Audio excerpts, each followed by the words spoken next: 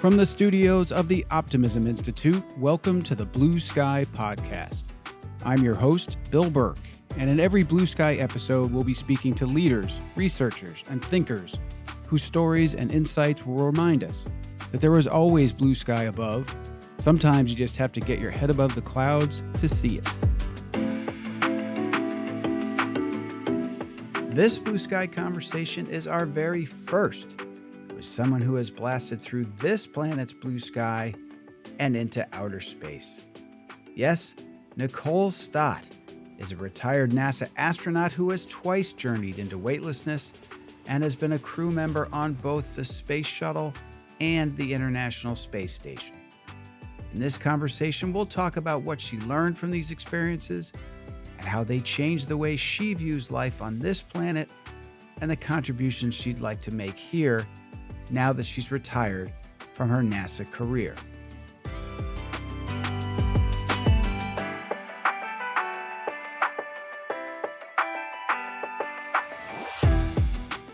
Nicole Stott is an astronaut, aquanaut, engineer, artist, and author of the terrific book Back to Earth: What Life in Space Taught Me About Our Home Planet and Our Mission to Protect It.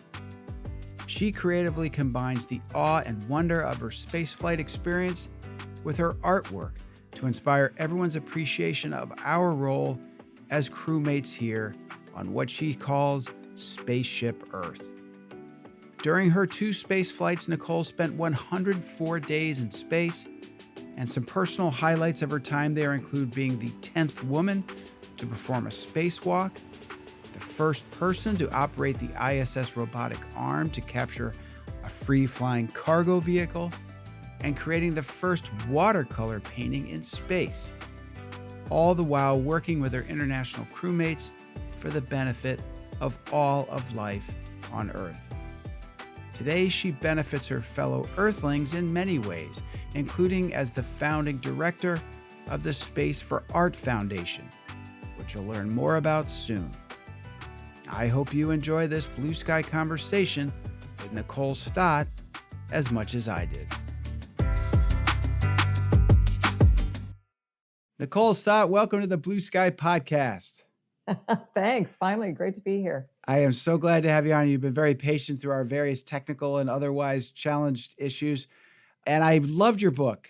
Your book's called Back to Earth: Thank What you. Life in Space Taught Me About Our Home Planet and Our Mission to Protect It. And it's a real thrill for me because it's not every day I get to interview an astronaut. And I will start with a fun fact of many that I learned in your book.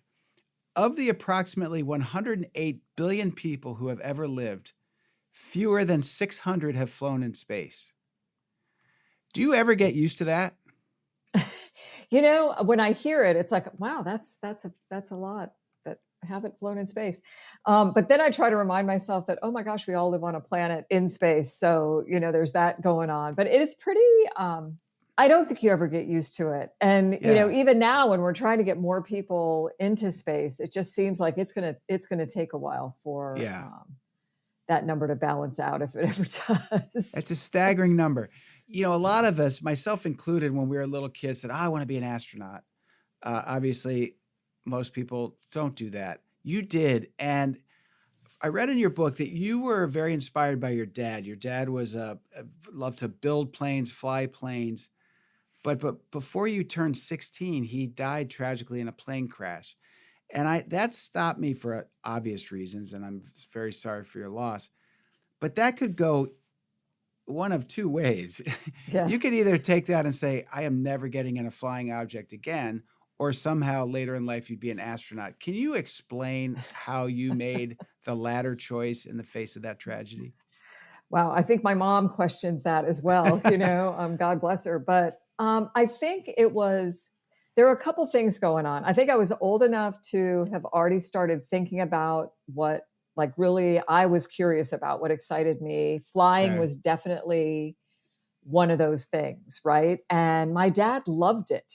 Right. I mean, seriously, we would not have seen him unless my mom took us to the, took us to the airport, or, you know, we went out to the garage while he was working on the planes. And I'm really grateful for that experience, you know, that exposure, not just to flying and to airplanes, but to the people that love flying and wanted to share that with me. And so I think I mean, I was devastated. Our whole family Of was. I mean, course. we couldn't believe it. Here's this person who, you're not supposed to go doing the thing you love. I don't think, although the alternatives aren't that great either. But, but he loved it. And my mom knew that. On the one hand, I never thought about not flying, but I did think, as I was pursuing, because that was, before graduating from high school. And at that point, I wasn't even really sure what I was going to do. Was I going to go to college, whatever. And along the way, I think that did impact me in terms of what I chose to study, which was aeronautical engineering. I mean, I always wanted to know how things fly, but I think it became even more important to me to know how things fly. Like, how could this happen? Like, what was this kind of a classic accident, or did my dad do something really stupid, in the airplane? I mean, Interesting. it was kind of interesting to me to know that. And so that played into wanting to know how things fly, which then led to, man, if you want to know how airplanes fly, why would you not want to know how rocket ships fly? And space shuttle program going on. And it was really exciting to me to be part of that. Incredible. And then obviously the space shuttle was an incredibly exciting thing, but there were tragedies there as well. There's a courage in you that it's pretty uncommon. I mean, I get nervous sometimes on airplanes, and you I do continue to too. Yeah, do you? Okay, that would feel a little bit better. I do Yeah. too. So Yeah. how did you? Do you think you were born with that sort of grit and perseverance? Because there's a lot that goes into what you've done with your life. I think there's probably a little bit of that, right? And I'm certainly grateful to my parents for sharing what they loved with me, right? I mean, my mom could have kept us at home, or, not taken us to the airport and had us experience all of that. And I could have never gotten into an airplane when I was young. And I mean, all of those things. So I'm really, really grateful for that exposure, that experience, to something that my friends were like, oh, that's just something Nikki did while she was growing up. But none of the rest of us were hanging out at an airport, and I know that it absolutely influenced me. But I think, I look at my dad, definitely there was, my mom just sent us a couple articles from the local newspaper. One was when he had finished building one of his planes, where Oh, they wow. were telling the story of this guy that, built these planes out at the local airport. And then the other one was about, and something I had kind of forgotten about. I mean, the guy was, one of those like wiki watchy Cypress Gardens kind of water skier people, where you all Right, right. climbed on each other and water skied like in a Yeah. little pyramid thing. And he also raced boats. I mean, I had totally forgotten about that. There was some local off of, Treasure Island or somewhere, kind of Pinellas County boating thing that went on back in the late 60s. And, it's him and his buddy. And you see this picture of him in black and white, like Incredible. driving this boat. And so I think there was that kind of spirit of Had to be. adventure and probably speed. I'm not a real speed person, but the Yeah. adventure stuff is interesting to me. I think there is. You can see now, Bill, I'm a rambler, so it's like, No, but these no. are fun. I mean, I've never really had this question that way before, and um, yeah, I'd like to think so, but I don't think I don't feel like I'm being brave like when I do these things.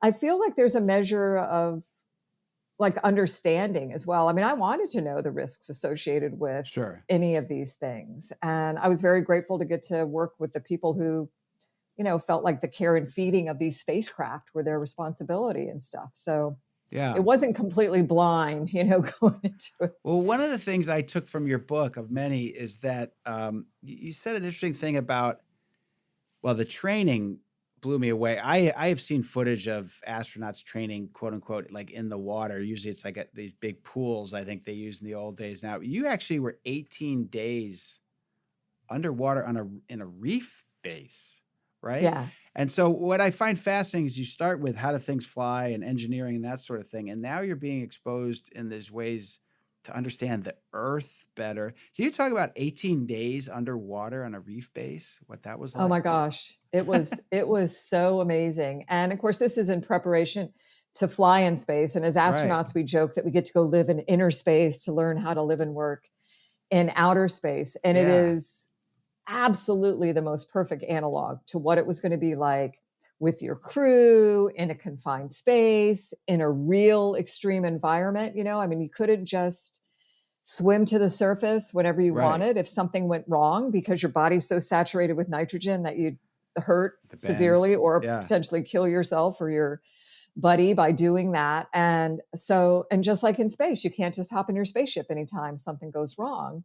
You've got to deal with it. You've got to figure out how to get your crew in a safe configuration, your vehicle in a safe configuration before you can leave any of that. And so there was definitely that extreme aspect to it. And then there was the just the day in the life of kind of, you're surrounded by something that's so unusual to, normal day-to-day life here on the surface of the planet. And I don't know, you're experiencing Earth in a way that is, it's kind of like it's wrapping around you, and you're in a place that's where you're not meant to just naturally survive, right? We have to have the habitat and all of that. And so, just like we have our machine, our space station in space as our life support system. And it was kind of funny to see the creatures, the sea life that would come around the outside of the habitat every day. You always kind of feel like those big group were looking at us like, ooh, who's in the aquarium now, Yeah, kind of right. thing. Because You're we in were the the zoo. unusual ones, right?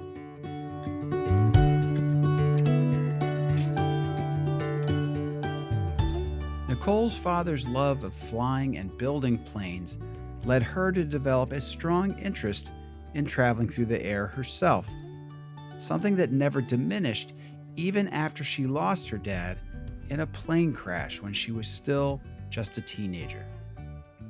Nicole studied aeronautic engineering and eventually joined NASA. There, she learned to take on a solutions orientation, or as she describes, a here's how we can approach to life. An optimist outlook, if ever there was one. Getting back to our conversation, we'll talk a bit about optimism versus pessimism.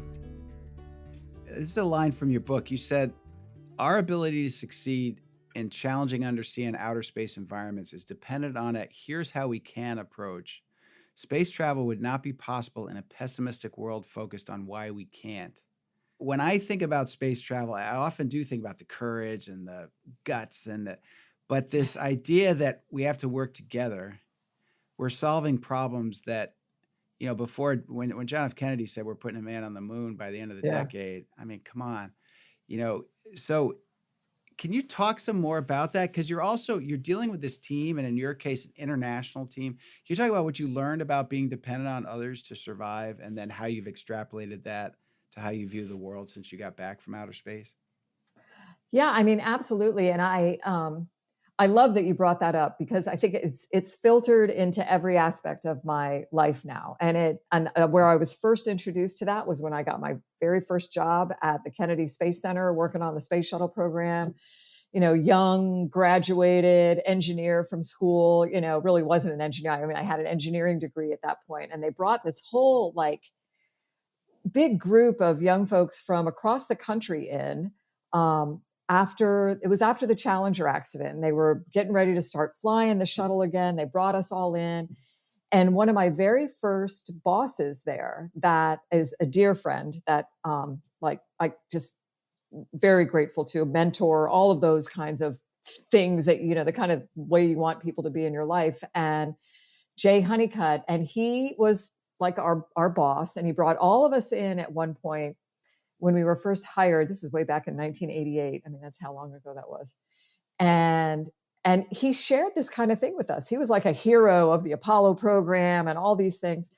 And he just flat out told us, he goes, we are doing things where you have to believe there's a solution to the problem. No matter how challenging that problem is, you have to go into it, first of all, believing there's a solution to the problem. You have to take advantage of all the skills that all of your teammates are bringing to bear. And you have to acknowledge that other people have skills that you might not have, which is, sometimes difficult to do. And then, and that, what you said, the here's how we can thing, and my desk is a mess now, so I won't be able to find it. But everywhere I have gone since then, I've had on a little yellow piece of paper, here's how we can, not why we can't, Jay Honeycutt. Wow. Because it impacted me so much. And I get goosebumps thinking about it, because it applies to everything. The guy working on my roof to, building a spaceship. And and that's why I love this, this whole idea of optimism and everything too, because I think we have to have that in us. I mean, I think we absolutely have to have it. I mean, there's, cautiously optimistic is all right in some ways too.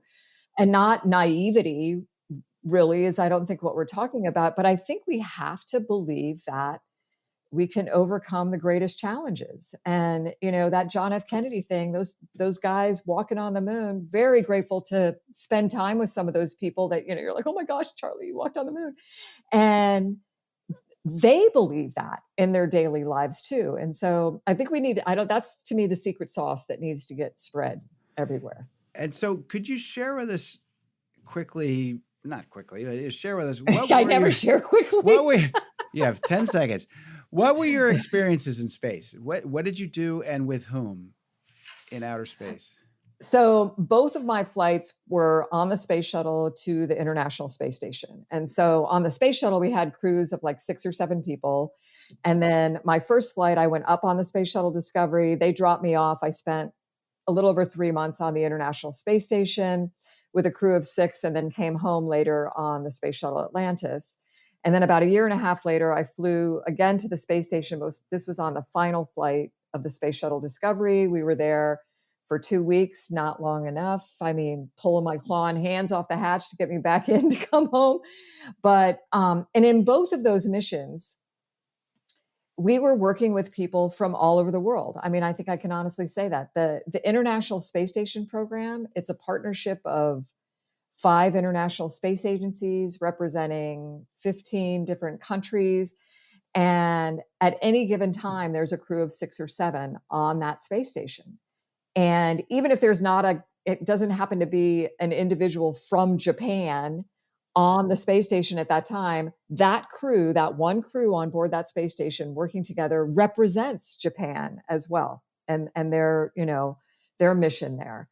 It is, I mean, it's science, it's maintenance, it's, outreach, it's exploration. It's all of those things that you think about when you think about living on a laboratory in space. But I think it just is absolutely the best example of how we can do big things. We can have a higher, greater good mission internationally, and we can come together with an established rules of engagement for how we're going to work together and do that peacefully and successfully on behalf of humanity. I mean, right. And that's what made me want to fly in space, is all this that we're doing that's about improving life on Earth.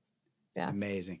There was a lot in your book about the Earthrise photograph, and for people who aren't used to it being called that famous photograph of seeing the Earth rise from the moon, and how that changed people's perspectives here on Earth, and certainly the people who are in outer space. And you had some really interesting thoughts about all that too, in terms of we're all Earthlings, and I even talked about this thin line of our atmosphere that, but for our atmosphere, none of this happens.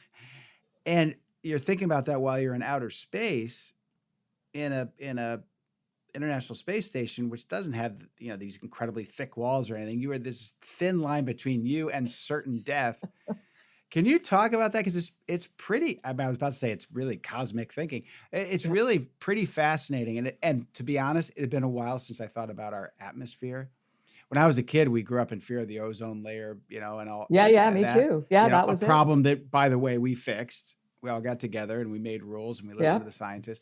But could you talk about that thinking of, oh my gosh, I'm in with this international group and this thin line, and how you brought that thinking back to Earth?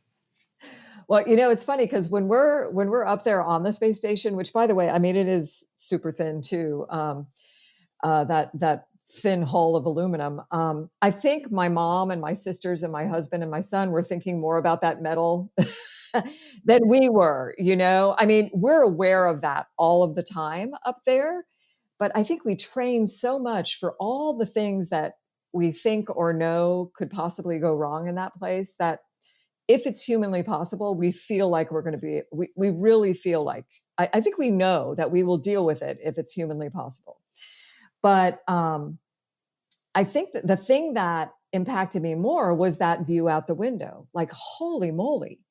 I mean, literally looking, and when you look at the images of it, it looks like veil thin around the Earth, because it is, right? I mean, I'm looking out at it's beautiful blue sky today here in Florida, kind of like your background. I love it. And I mean, it seems like it goes on forever, right?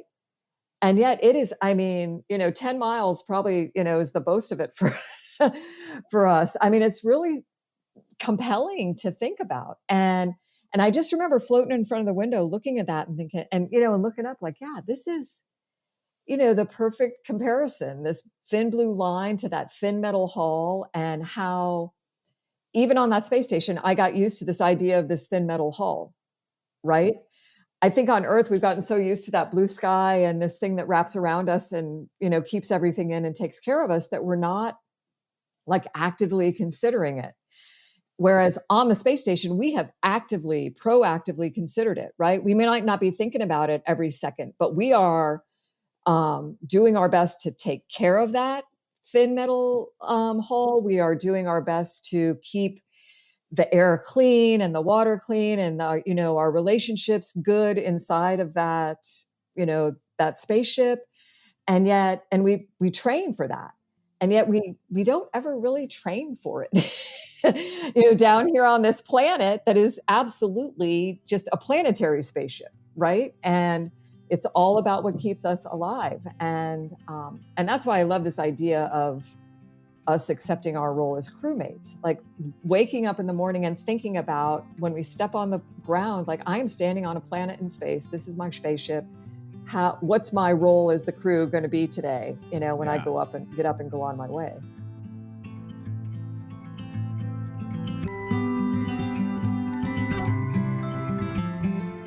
Before I read Nicole's book, I never thought much about just how international these International Space Station crews have been. Thrown together from such different backgrounds and upbringings, these teams had to embrace an attitude of, as Nicole describes it, here's how we can, not how we can't. These experiences led Nicole to believe that we as humans, or Earthlings, can do big things together across national borders. I loved her analogy of the thin hull of the space station being akin to the thin layer of atmosphere covering and protecting our planet. She says that while we don't train the way astronauts do, we're all still crewmates on Spaceship Earth. Now, back to our conversation. There's so many great things that came from there and keep coming from us getting into outer space. And clearly there was a space race, and it was us and the Soviet Union, and it was sort of competitive. But ultimately, when we put men on the moon, it was a global phenomenon. People watched that telecast all over the world. And again, back to Earthrise, the first time a lot of us started thinking about ourselves as quote unquote Earthlings. You write very positively about Alan Bean, an Apollo moonwalker. And I'm just going to read this quote. He said, "For we Earthlings, we human beings are the only life form that we know of that can dream, then plan, and work together to achieve that dream. We are extraordinary in the universe, and that our only limits are those we place on ourselves." And again, we Earthlings, not we Americans, not we. Can you talk about that sense being reinforced and how you've tried to bring that into the work that you're doing now that you are firmly planted back on terra firma? I hope to float off at some point again. Yes. I'm counting on my husband becoming independently wealthy so I can just, do that. I don't want to laugh at that too hard because, that could happen. It could happen. Oh my gosh, Alan Bean. I was so grateful to get to know him. And it really happened as I was retiring, and I was wanting to go off and pursue this art thing, I had met him before as part of the Astronaut office. We had these reunions every now and then and stuff. So, but I didn't know him. I was in awe of him because of both his astronaut, the space stuff, but his art as well. He went on to be a full-time artist. And so that's when I met him, that's how I really got to know him, was through the art thing. And I'd get voicemails. "Hey, Nicole, you ought to use this kind of brush for your, for Ah, that painting you're working on and stuff. I I'm like, love oh my that. gosh, I gotta save that. And, but just a extraordinary, delightful, earthling. I mean, and that quote of his, like as you were reading it, I was getting goosebumps. I'm like, oh my gosh, it just sums it up, doesn't it? I mean, when you think about Earthrise, it's this like reality check of who and where we all are in space together, just, wrapped in that veil thin blue line. And the power actually that we have as human beings to, use this thing that's wrapped up here, in a positive way. And I'm so grateful that I got to live that experience on the space station. And I would say in undersea as well.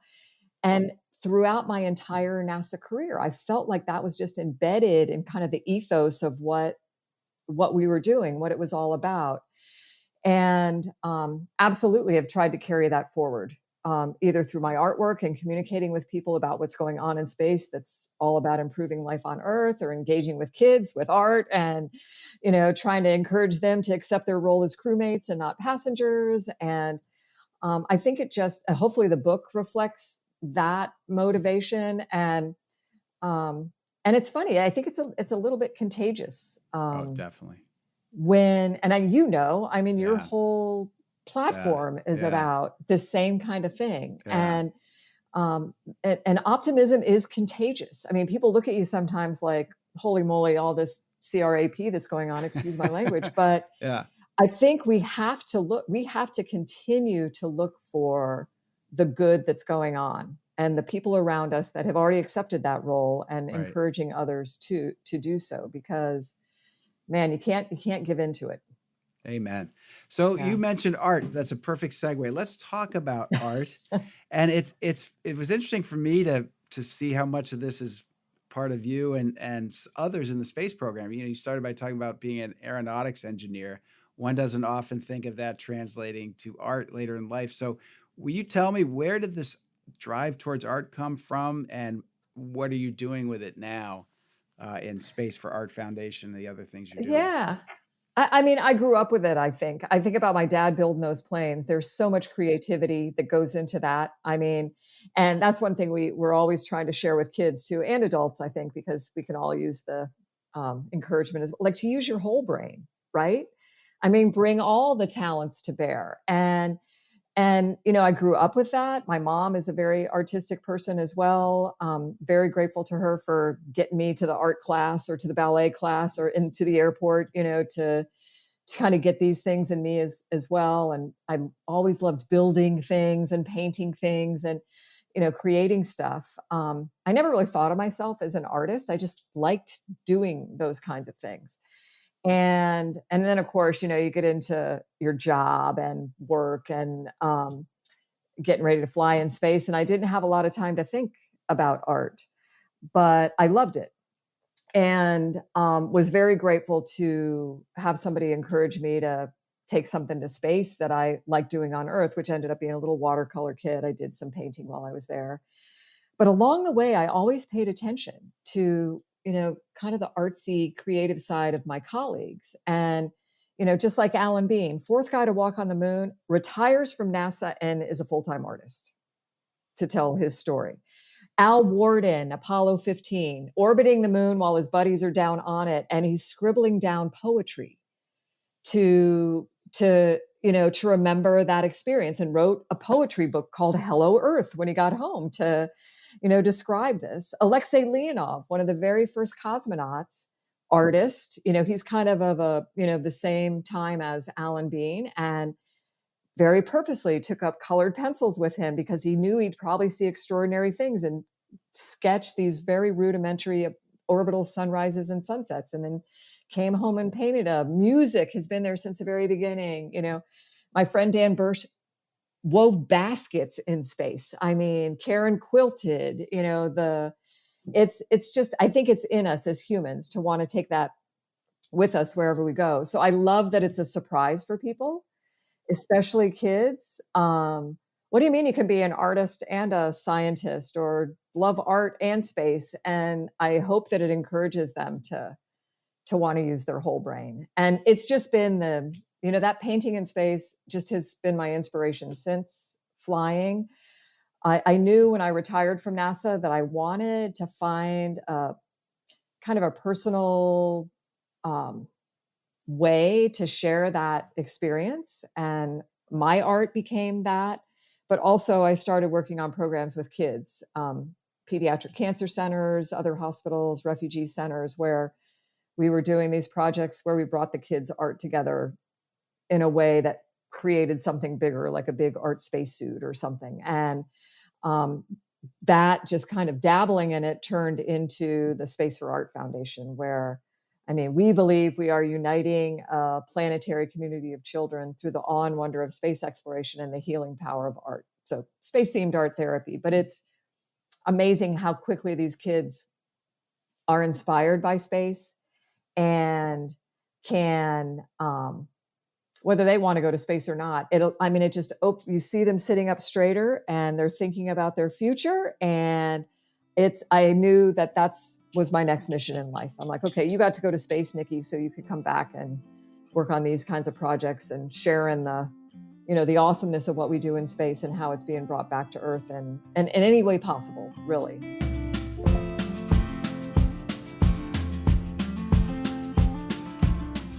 Astronaut Alan Bean was clearly a remarkable man, and I love that quote that Nicole shared in her book. She mentioned he was the fourth person to walk on the moon, and by the way, there have only been 12 moonwalkers in all of history, the last one doing so in 1972, more than 50 years ago. Fun fact, but I digress. It's interesting also to learn how many astronauts have been drawn to art and, like Nicole, have created some of their own. And getting back to our conversation, Nicole will speak some more about how she's using her background as an astronaut, as well as her passion for art, to help young people. So Space for Art Foundation, you mentioned, let's say, a pediatric hospital. What does that look like? What do you do? How does that work? It's really pretty straightforward. I mean, and I don't just do it on my own. We've got our team. It's like 3 people, and we arrange these events, and sometimes online we'll do it too. During the plague, you couldn't get anywhere, so we were engaging with kids around the world remotely and through our friends in different places and things. And but it is really pretty straightforward. We go in and we just paint with these kids and we talk to them about space. And I've been able to bring some of my astronaut colleagues along and work with these kids. And every time we go there to one of these places, come in the blue jacket and looking like not just an old lady, but you look like an astronaut too. And a nurse or a doctor somewhere along the way will say, "Oh, I'm so grateful for you being here. These kids are going to be so inspired by," and I'm thinking, yeah, I hope they're inspired, right? But holy moly, that back at me. The inspiration that comes from the strength and the talk about courage that comes from these kids and their families, and getting to engage with them but it really, in the simplest way, it's like we sit down, we start painting and talking about space and whatever they want to talk about. And then they know that their little piece of art is going to become part of something bigger and that it might get to fly in space, either for real or as some video project that we compile. And it's just been extraordinary to me to see how wonderfully positive it is. And, and sadly, some of these kids and their families are devastated at some point after that. Sure. But oh my gosh, what you see in it at the moment and what we hear from the families afterwards. And then, of course, the majority, thankfully, of these kids are going, we keep in touch with some of them. It's just so great. It's just awesome. And I'm really, gratitude is a word that comes up a lot in these kind of conversations for me. And I am certainly thankful for the opportunity to do this kind of work. Yeah, I have a friend who works in healthcare and a hospital system and says that when you work in that field, you realize you're not unlucky when you get sick. You're lucky that you're healthy. Absolutely. And for you to go in and see these families and what they're going through. And Yeah. then I would think for you too, Nicole, it does remind you that you're one of those fewer than 600 people. What an incredible, you worked your tail off to do it, but what a privilege. And then to be able to come back and use that the way you have must be really fulfilling. It really is. And I mean, I remember when I was getting ready to retire from the astronaut office. And I mean, that was a difficult decision to make, right? I took myself out of, being in line to fly again. It was definitely the right time for my family to be doing this, making that decision and stuff. But, and I've had people say to me, "Oh, Nicole, you did that. You flew in space. How can anything be better than that?" And I'm thinking, oh my gosh, do I just take the little sword and, get it over with right now? Because Right. and it really, it upsets me because I'm like, aren't you supposed to just jump off of every experience you've had and use it in some way that's like even better than what you might have done 5 years ago or whatever? And I really feel like, I feel like that experience in space has, I don't know, it's allowed me to engage in conversations like this. It's allowed me to tell the story of what's going on in space. It's allowed me to work with, I don't know, companies who never even knew there's things going on in space that could help them solve some of our greatest challenges. And then this thing with the kids. I mean, I went off to paint with these kids one time with, somebody who invited me to do it, thinking, okay, I'm going today to go to the hospital, paint with these kids. And from that very first day, I'm like, holy, I've just discovered it. This is the reason.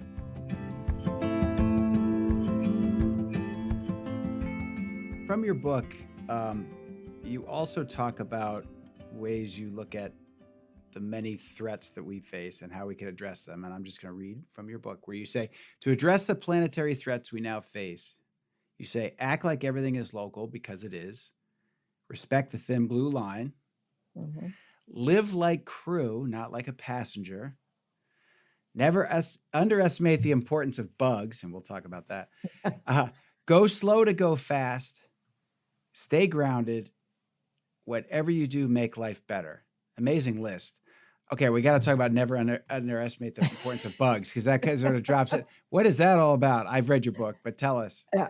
Well, I think it gets to the little things, right? And sometimes I think about it like from the undersea experience, and I'm very fortunate to live on the water here. And you could very easily just look at the surface and not consider what's going on underneath it. The same with the dirt that's around us, the same with the air that surround. All of these things that you could just kind of blindly look at them and not appreciate the little things that are going on. And I think that chapter was really meant to acknowledge that everybody has something to bring to solve the problems that we have. Even the tiniest little creature, there's purpose in that little creature, and we need to respect that. That I think about my class, my astronauts class name was the Bugs as well, and we were selected in the year 2000 when the whole millennium bug thing was going on. Right. And the class before you gets to name you, and they usually try to be a little bit disparaging or silly about the way they name you. So they thought that was hysterical. Like, oh, we're going to name them the Bugs for this millennium bug thing. But we loved it because most bugs have wings, which means, we might get to fly someday. Unlike the penguins and maggots and escargot of other class names. Yes. But when I think about it, like with respect to us, it's so many times I hear, oh, how's, my not using plastic straws going to matter, or me doing this thing in my home, or getting involved with my community this way. How is my one little thing going to make any difference? And I think that's what I wanted that chapter be, was like every little thing, makes a difference. And we should feel good about doing those little things. And it can lead to bigger things too, if you want. We're all part of the crew. So you mentioned retiring from NASA. I'd love to just talk to you about, quote unquote, the space program, or where we are with space today. when I was growing up, it was very much, the flag on the shoulder, the U.S., NASA, uh, and the idea of, private flights into outer space was not even a thing.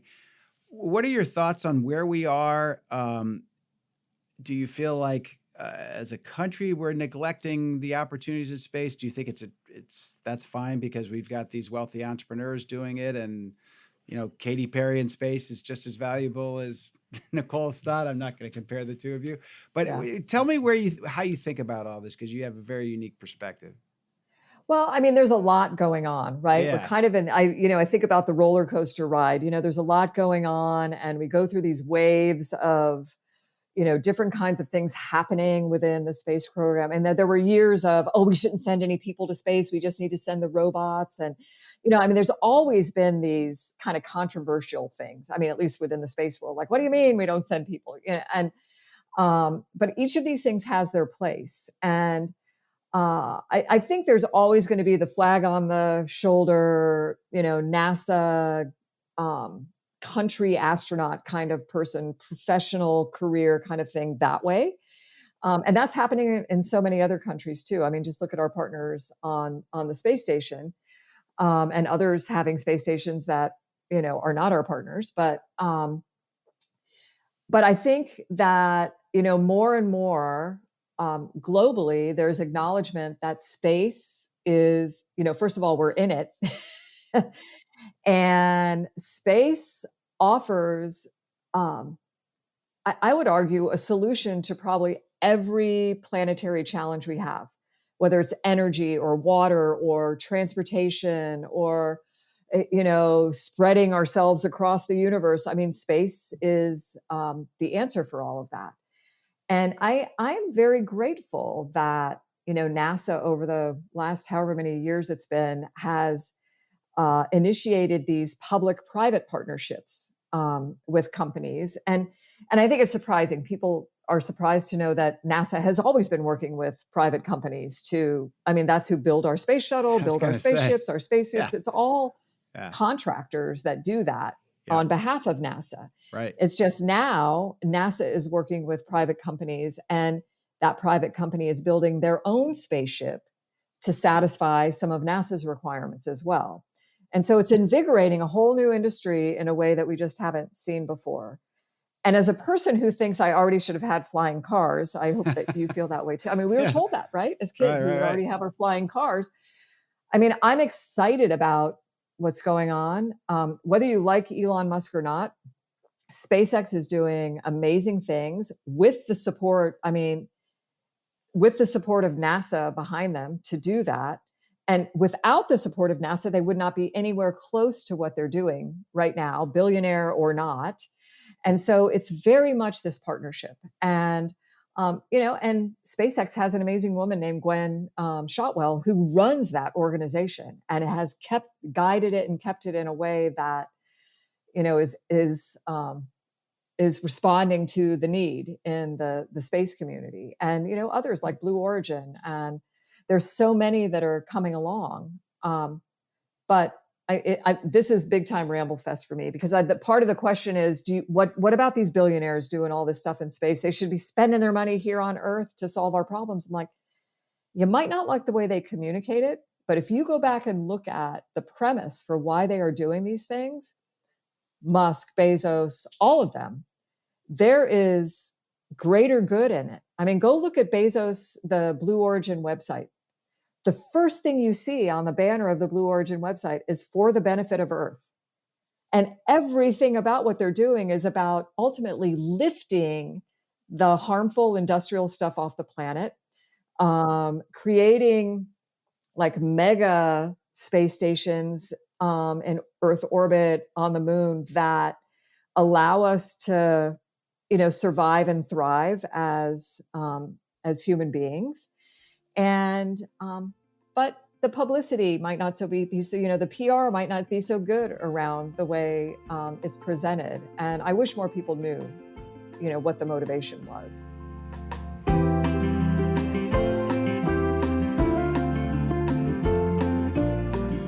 Space for Art is such a great use of Nicole's platform as a former astronaut. And you can only imagine how thrilled those kids must be. First from meeting an astronaut, then by making art with them. And in many cases, even having their art go into space. What a terrific program. And it's inspiring to hear Nicole say that there's purpose in every living creature, and also that she believes that space offers solutions to all of our problems here on Earth. Now, back to the final segment of my Blue Sky conversation, Nicole Stott. You also touched in the book about space-based, I probably won't use the right language, but solar. Power. Oh my gosh. Yeah. I'd never heard about that. I mean, it is so close to being reality. There are several companies now that are working on that. There's one called Space Solar over in the UK. I think they're probably the closest. And it's, it's becoming about money, right? Before it was, it's too expensive to launch things, the stuff that we need to space to do it. Well, that cost has come drastically down the likes of SpaceX. Way down, yeah.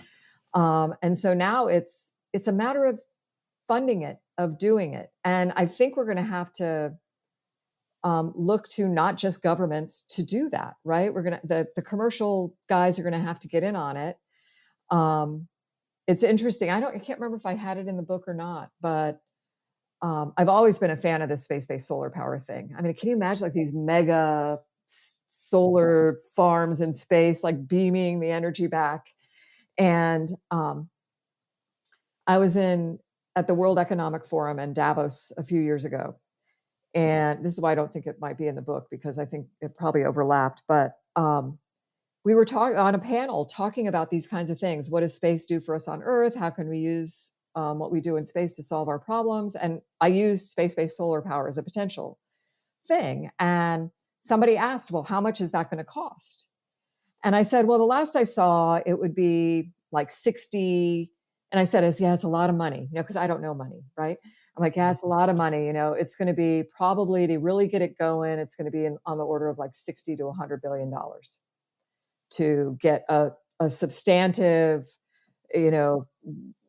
factory or, conglomeration of space-based factories to provide energy. And this guy looked at me like, and I could see other people in the room looking at me like, that's not a lot of money. That's nothing.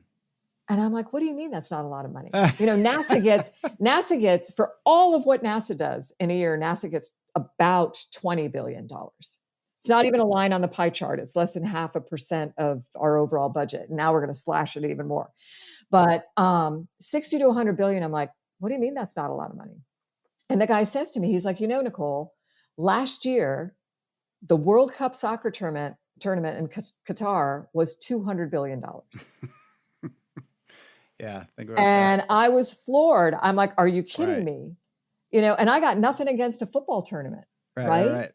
But how do we rationalize that? And how does NASA and all the space stuff get so much, again, I'm going to say the CRAP for spending all this money in space? We should be I'm like, but it's okay to spend twice that amount on a football tournament? It doesn't make any sense to me. And, oh, by the way, the Asian Winter Games, which are going to be held in Saudi Arabia, I think it's next year, where they have to create winter for this to happen, is going to be about $600 billion at least. I'm like, okay, just commit 10% of that to solving our energy problem. And then I'd love it. No, and I'm so glad I asked you that question because, again, growing up when the space program was so top of mind for especially young people, but it did create this sense of possibility, of awe, and you mentioned SpaceX, and again, say what you want about Elon Musk.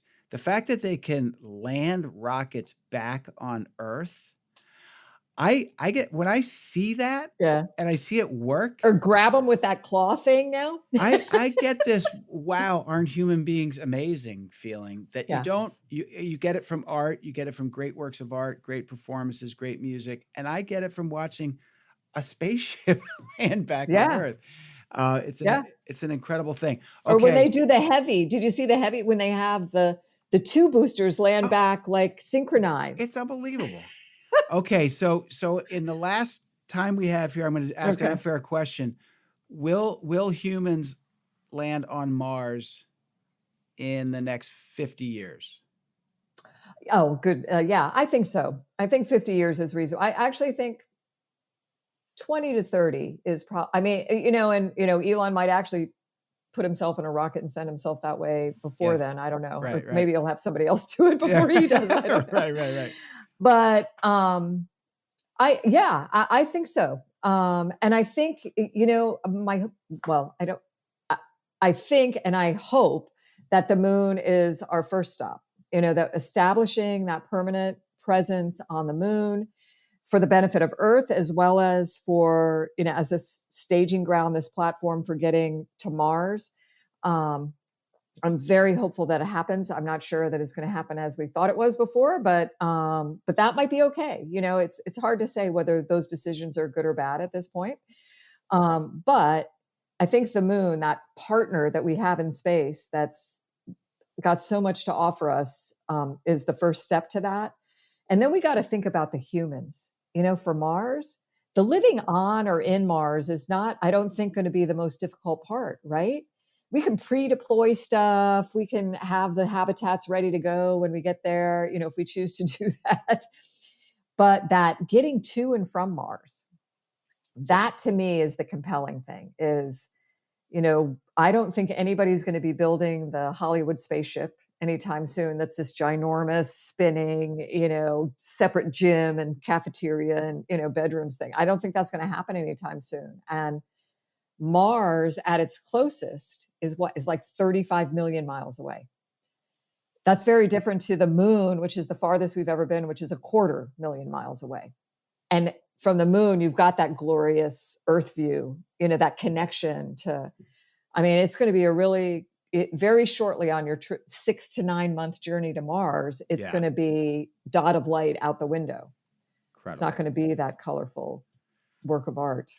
Yeah, lots to think about. I'm glad I asked you that, because every question I asked, you responded with a sense of possibility and hope and big vision. And that's why I loved your book. And I'm so glad you took this Thank time. you. So everyone should read Back to Earth, What Life in Space Taught Me About Our Home Planet and Our Mission to Protect It.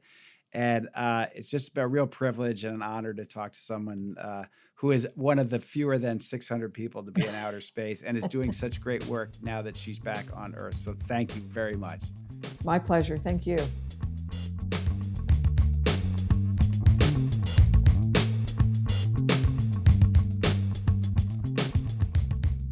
I was interested to hear how bullish Nicole is on the private space efforts of Blue Origin, SpaceX, and others, and also fascinated to learn that she does believe we could have humans on Mars within the next 30 to 50 years. Certainly would be amazing to see that, and it will only happen if we Earthling crewmates approach this challenge with an optimistic, solutions orientation and continue to work across international boundaries the way Nicole Stott did with her team on the International Space Station.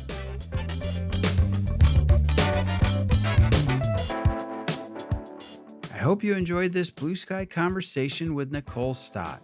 Before you go, we'd appreciate you leaving us a rating or review and hope you'll consider subscribing to our podcast to be sure you don't miss any future episodes. This and all Blue Sky episodes are made possible by the incredible editing and mixing done by the team at Sound On, Sound Off. You can learn more about their work at soundonsoundoff.com. All graphic design and cover art for Blue Sky and the Optimism Institute are provided by Crush Graphics. That's Crush with a K if you'd like to check out more of their terrific work at crushgraphics.com. Until next time, I'm the founder of the Optimism Institute and host of Blue Sky, Bill Burke, and I thank you for listening.